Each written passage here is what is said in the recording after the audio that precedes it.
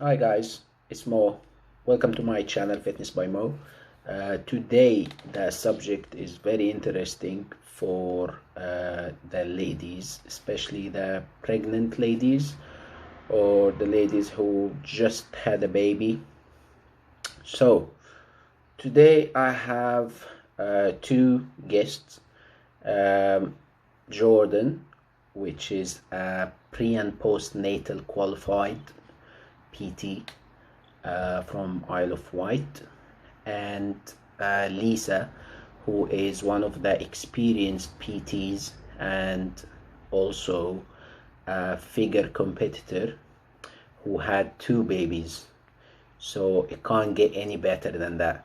So we discussed today some of the wrong information that most ladies know or think they know about exercise, about when it comes to exercise pre or postnatal, and the exercise especially during pregnancy. And we discussed some of the points that related to nutrition and exercise during and after giving birth. And it's very interesting to have these two ladies because, for example, Lisa, who is a figure competitor who competed for the first time after having two babies, so that I think kills it. Um, so, just for you ladies who think that it's impossible to lose the baby weight or the stomach after giving birth. Here is a photo of Lisa while she was pregnant, so you can have a look. And here is a photo of Lisa on the stage for the first time ever for her to compete, and that was after having two babies. Have a look. So I think that answers already a lot of the questions, but I think, ladies, you will find this video very interesting, so keep watching. I can't blame my baby anymore for my baby belly. Yeah. So I went to a PT and said, how do I get rid of this? And he said, go and lift heavy weights. So yeah, I set him a challenge just before my 40th birthday. Said, right, 3 months, I want a six-pack. I want rid of the baby belly and I want a six-pack. And I did it. You did. Oh my God. 6 months. I did. I did 6-pack 40th. And then obviously from there, it's like, wow, you can change your body that much so quick. I couldn't give it up then. Yeah, that's great. So so the reason why I think it's very possible. So obviously you said you've done it in 6 months, but I get some ladies, like especially my clients, they think I'm gonna take a year off now because I'm pregnant, and I'll be like, yeah, congratulations, but that's not right. You can't just stay at home once you get pregnant. And they think exercise is dangerous for you if you're pregnant, especially in the first 12 weeks. So what do you guys think? What's your view on that, Lisa? Okay, well, I mean, but I've had two children. Both of the pregnancies were very different. My first pregnancy, during the first trimester, I felt very sick. I actually had to stop exercise for a very short time because I had a threatened miscarriage.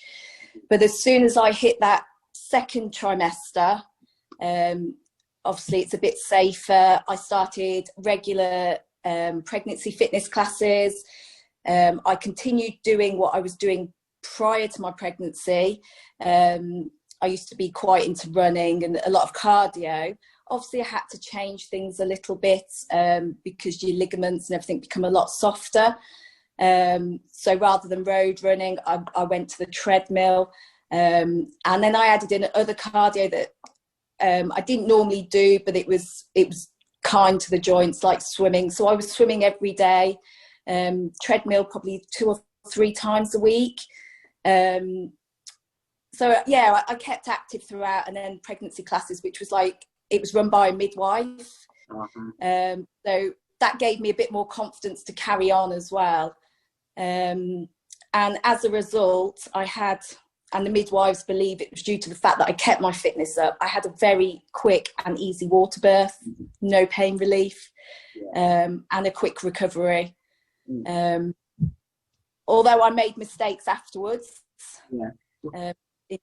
in terms of recovery, because I felt so fit, felt so healthy, I wanted to get back running, doing what I did before I got pregnant. I didn't listen to my midwife. I listened to my body too much. And as a result, I ended up with severe knee ligament damage, which I had 6 months of physio. So baby number 2, I learnt on that. But you learned the hard. Yeah. It definitely helps, I think, to keep your fitness up. I didn't add anything new, because obviously you can cause injury that way. But yeah. It's interesting, because I read about how exercise helps with making the giving birth easier, but obviously with you yourself saying that confirms it. Obviously, that exercise definitely helps. Yeah, I mean, I did it with both my pregnancies, kept my fitness up. I mean, there was times where I had to have a break due to, the normal pregnancy infections and things like that. But I kept it up as much as possible. Both my births were very quick, very easy. Both water births, no pain relief. I don't know whether it was just luck or whether it's the fact that I was so fit and healthy. Yeah, definitely. So I was going to say, what do you think of that? And also, especially the resistance training. What's your view on that? well, I was going to say, Lisa's pretty much spot on with a lot of the things that she was talking about in terms of like what I've learned about. So yeah, there's a lot of benefits to exercising during pregnancy. Some are a bit more proven than others, but like reduced first stages of labour, so these talking about having a quicker birth and things, are some of the things which they do think there are links to by keeping active during pregnancy. And then there's obviously like so many other things, like it can improve like sleep and improve mood, prevent or help prevent like gestational diabetes, and also minimise excess weight gain, because obviously if you're pregnant, you've got to expect that you're gonna have some weight gain, otherwise it's not a very good thing. So you're gonna need to have some, but it can help minimise the excess of it. And then in terms of like resistance training or what training you do, Lisa said about she did what she used to do, or what she was used to before she got pregnant. And that's quite a key thing. If you're quite regularly resistance training, then you might need to make certain adaptations. I could talk about some of those things in a moment, but pretty much if you were doing it before, you can most likely continue, but what you're kind of thinking about in your mind is just kind of like maintaining your levels and then gradually reducing them as you get pregnant or as you progress in your pregnancy, rather than trying to go for like personal bests or improve, because obviously your body's taking quite a lot of, not strain, but for want of a better word, it's obviously dealing with a lot. So if you try and put your usual training plus pushing yourself, it can be a little bit too much for your body. But yeah, and another thing Lisa mentioned is about the pregnancy specific classes. So obviously you might be able to just head to your usual classes and things, but unless the instructor's particularly qualified in pre and postnatal or has some idea of fitness during pregnancy, then it might be better to stick with pregnancy specific classes where they understand some of the like physiological changes and things that you might be going through. For example, there's things like we were just talking about the ligaments getting looser, and that's due to a hormone called relaxin being released. It obviously helps everything become a bit looser, become a bit stretched, because obviously that area is growing, and when you give birth you need to make a little bit more room for, for things to come out. So relaxing can continue post birth as well, so that is something to be considered there as well in for the months after, especially if you're breastfeeding. as well. That can really keep that hormone going. Yeah. But there's also vascular underfill and things like that you need to be a little bit conscious of. So definitely, you know, ease yourself into things, but yeah, don't stop altogether. Yeah. Unless you have certain contraindications, but you know, just a chat with your midwife and things would tell you whether it was, and with a PT, if you are going to hire a qualified PT, chat with them would tell you whether it was safe for you to keep exercising. Definitely. That's great. So the second myth that I think it's a big one also, especially for Lisa, that I hear that from some of my clients, which is I will never be able to gain my pre-baby stomach or strength, you know, after giving birth. And if so, how long, how quickly I can get that back? So Lisa, what do you think about that? Okay, well, obviously it's definitely false. Yeah. Like I said, I didn't listen to my midwife. I was recommended 6 weeks minimum before I started back doing the type of fitness that I did. So you have got to give it time. I gave birth and still looked pregnant for a good 2 months afterwards. You know, some people are lucky and they'll bounce straight back into their size 6 jeans afterwards. So it all depends on the person. We're all different. I mean, for me, it was 4.5 years before I actually started to lift heavy weights. I was all cardio and HIIT training. So yeah, I took advice saying, how do I get rid of the baby belly? And my youngest was 4.5 years old, and I thought I can't use him as an excuse anymore. So that's when I started proper lifting weights. And from that moment, it took me 3 months to get a 6-pack. So yeah. Did you compete then after that?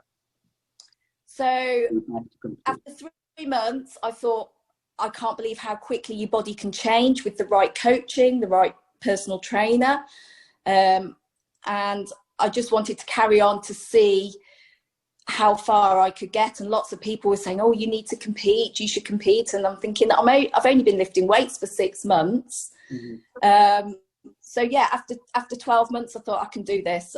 And that was the year that I decided to compete for the first time. So just over 12 months, I started prepping for my first competition.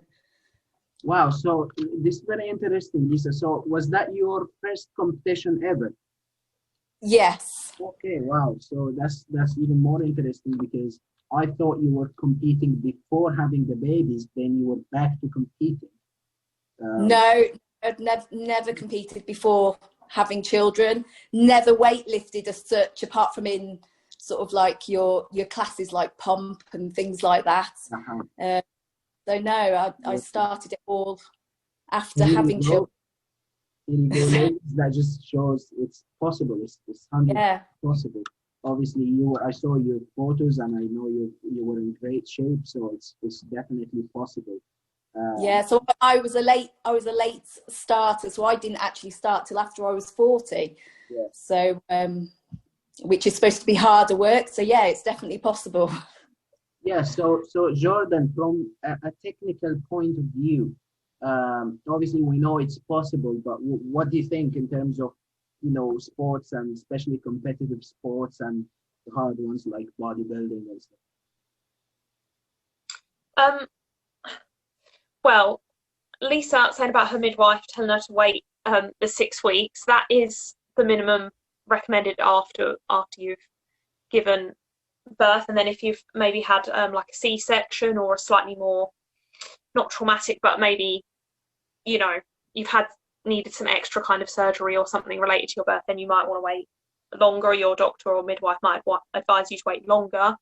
But I think beyond that, I mean, I haven't had children yet, but when I do, how my body changes is a personal concern for myself sometimes.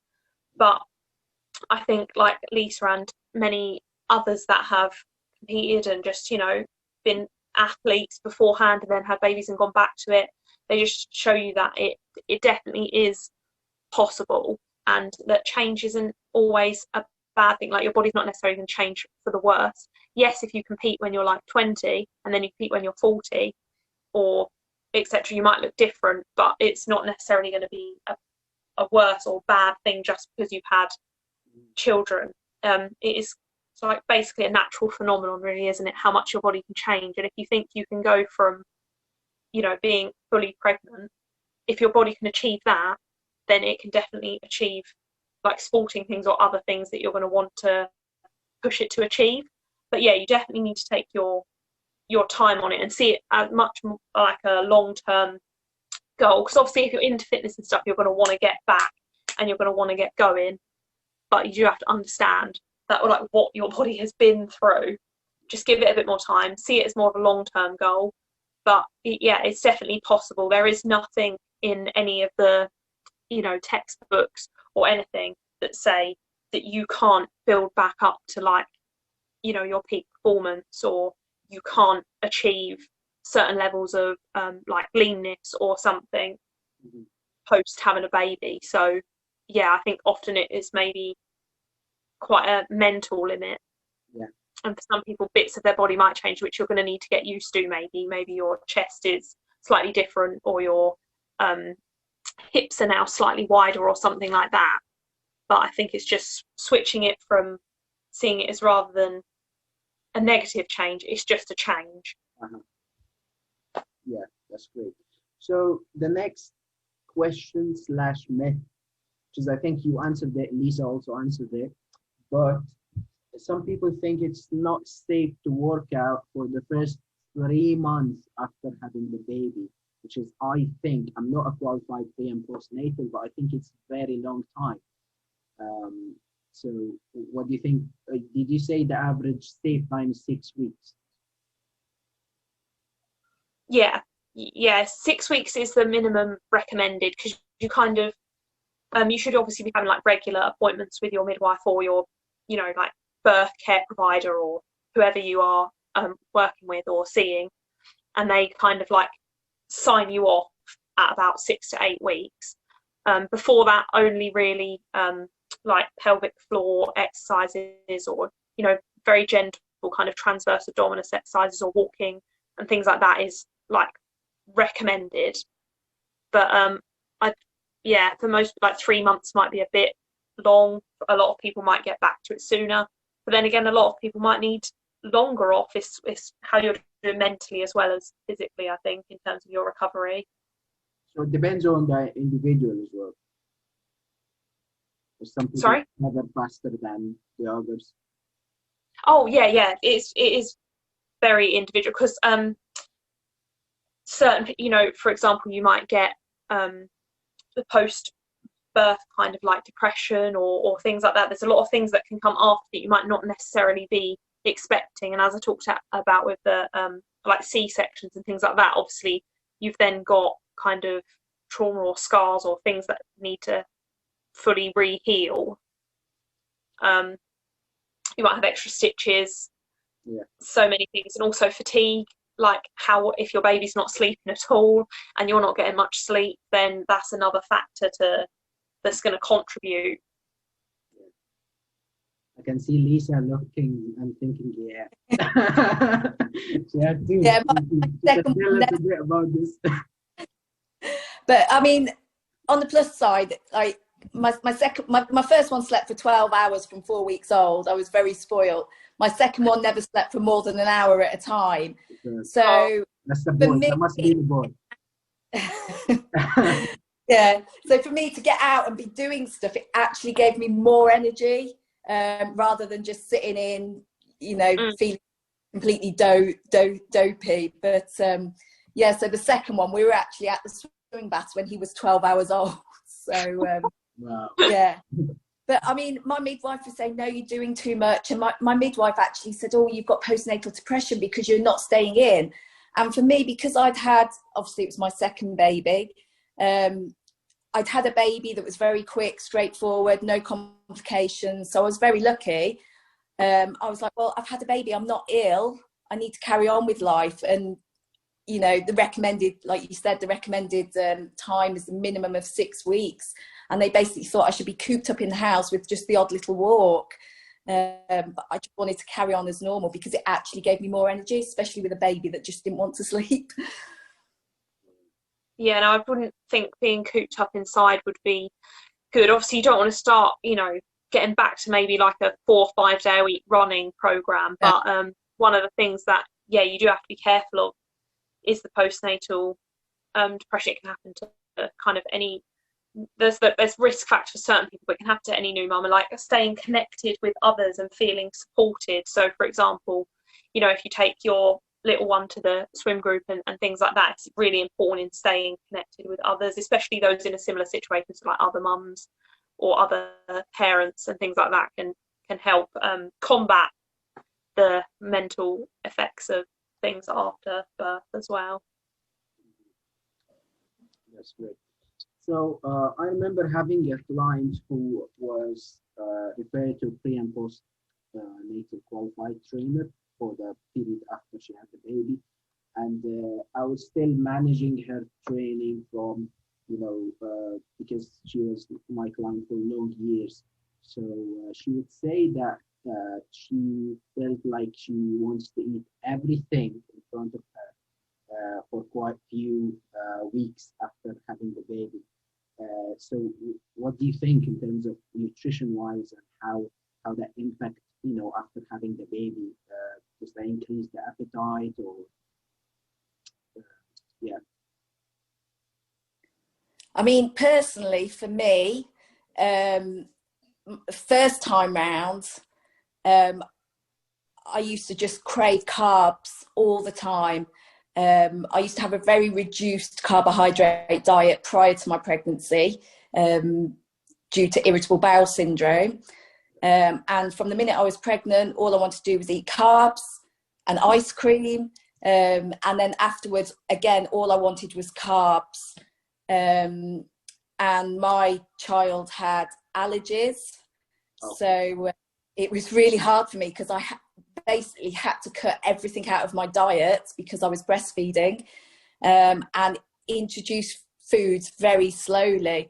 So yeah, I just wanted to eat everything, especially because I was so restricted. I mean, I started off on dry oat cakes, and that's all I could eat for a couple of days, and then slowly introduced more foods. So yeah, for me, it's, yeah, I wanted to eat everything in sight because I couldn't.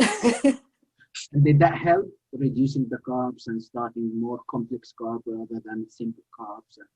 Yeah, I think you get into a habit, and obviously during pregnancy we all pick up various cravings. I mean, my cravings with my first pregnancy weren't healthy cravings. My second one was fruit, so it wasn't so bad. But you kind of get into a habit with what you're eating, and then it's very hard to break that cycle. So yeah, it's really important to try and keep a balanced diet throughout your pregnancy. Because I've got friends that just wanted to eat cake and, you know, all the bad stuff, and then they couldn't stop it afterwards, and as a result they put on like 6 stone during their pregnancy, which is really hard to lose. So yeah, it's really important to obviously give in to those cravings a little bit, but try and keep a balance of healthy food that's obviously going to feed you and your baby, so that you can carry on that afterwards. Eventually you're gonna have to pay a big price after having the baby, right? Yeah. Right. So, and Jordan, do you think from technical point of view, does pregnancy increase your appetite or craving, if you like? Okay. Yeah, it's a very interesting topic, because there's quite a almost like a myth or a saying of the whole I'm eating for 2, or if you've got twins, maybe 3, 4.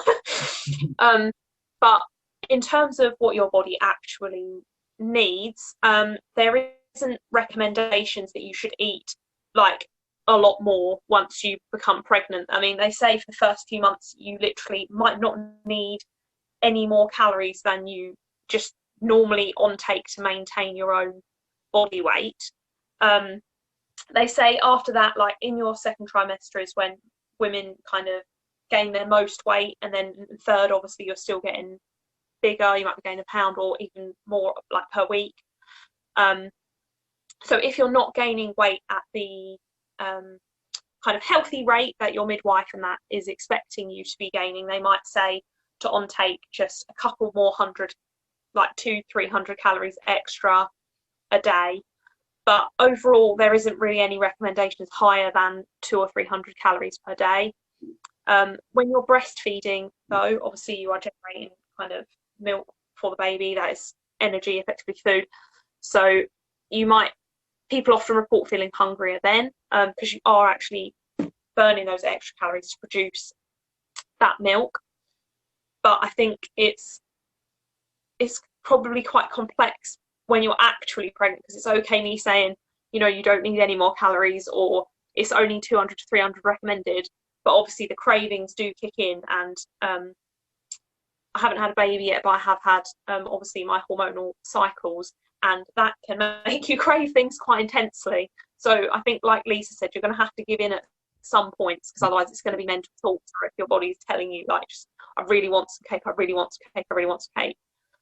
But yeah, you're not needing all of that tons of extra food. That's not a need. But I think also another thing is, maybe, like we've been talking about, people worried about you know, exercising and things like that. You might have a tendency, if you've got lots of family around, your friends, they might be like, oh no, sit down, like, do you want some extra food, do you want this, like, do you need this?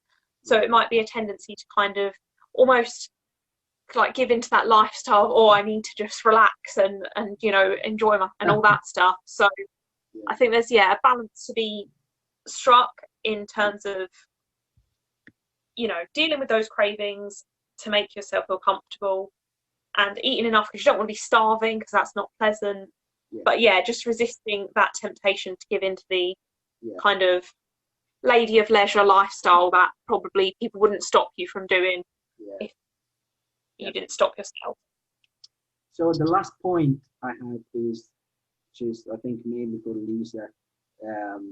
So most ladies think that they will never lose the baby stomach, or they will never get lean.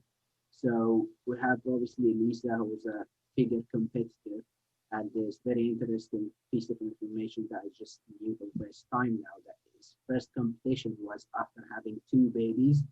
And obviously she got in her best shape ever after 2 babies. So you can let us know a little bit about that.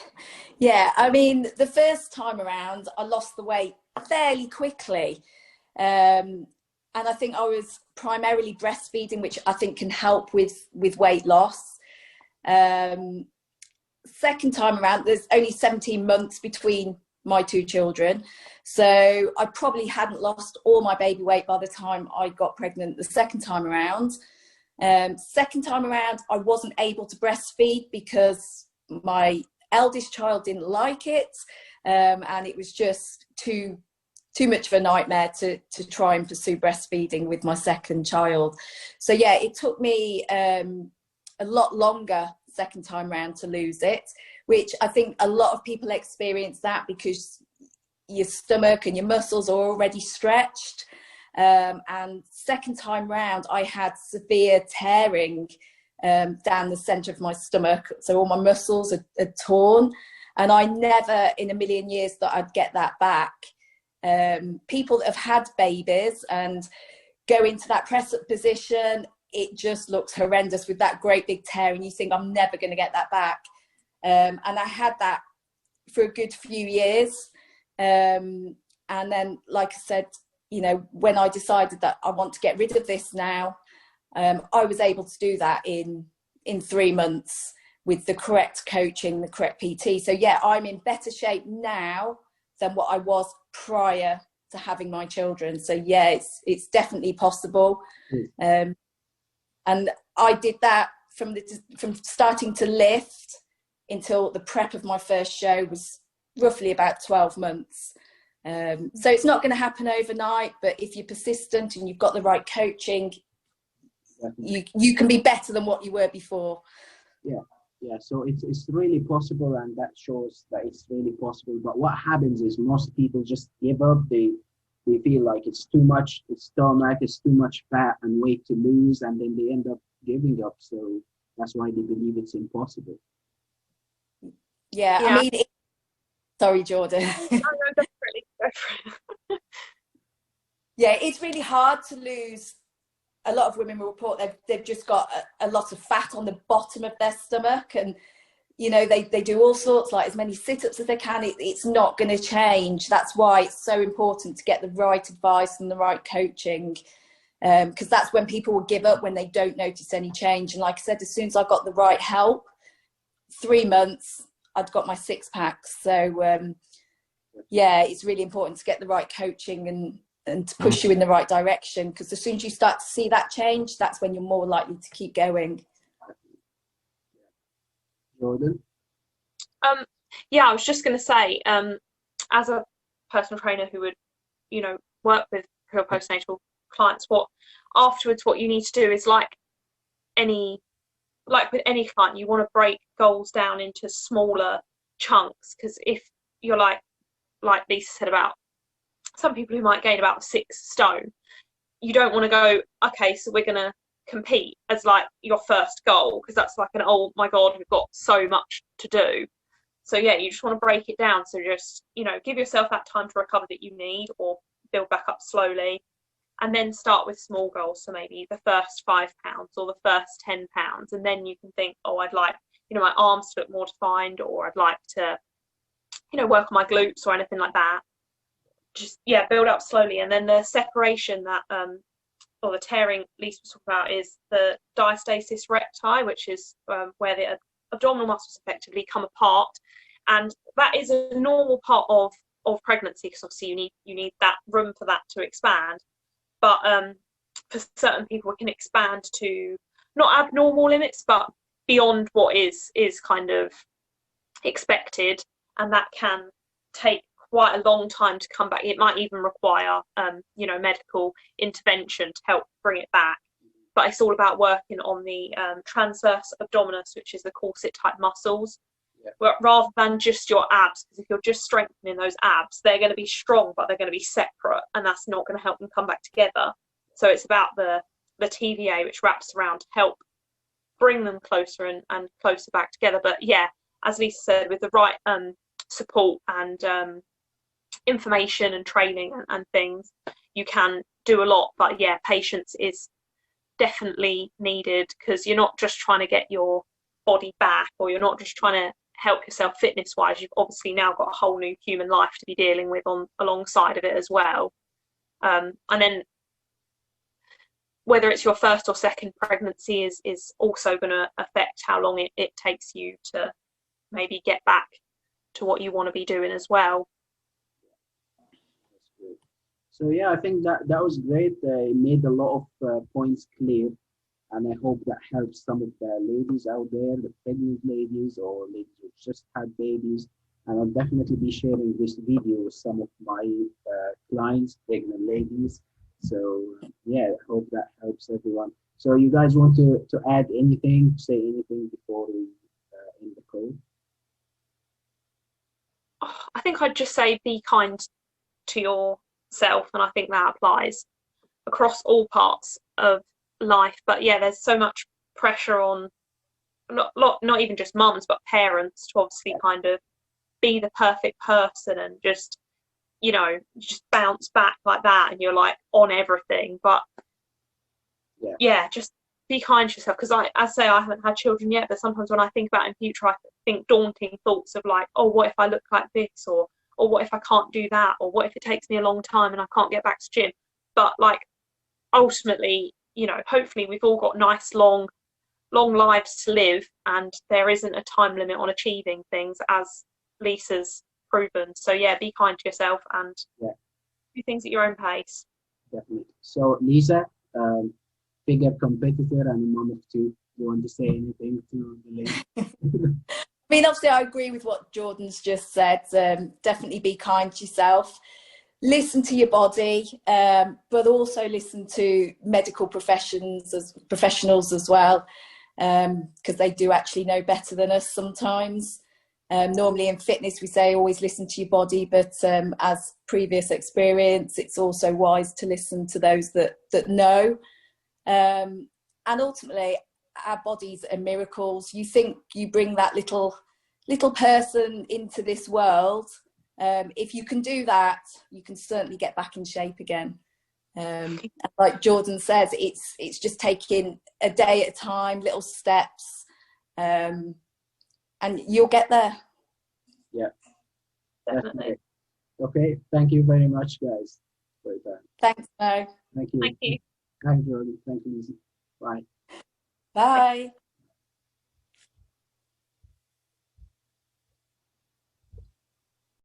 So, ladies, by now you should know that you can train during pregnancy and after having the baby.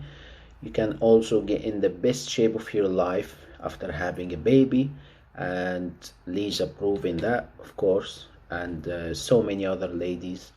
Um, yeah, as long as you listen to the professionals, please don't try to do it yourself. And that's really why I have these two ladies with me today in the video, because it doesn't matter how long I've been over 11 years in the fitness industry, but I am not qualified pre and postnatal.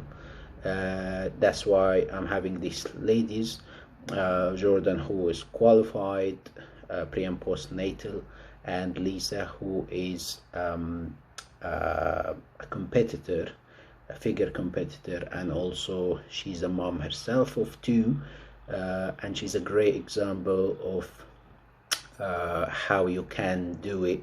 If you found this video useful, please share the video with people who you think they might benefit from watching it.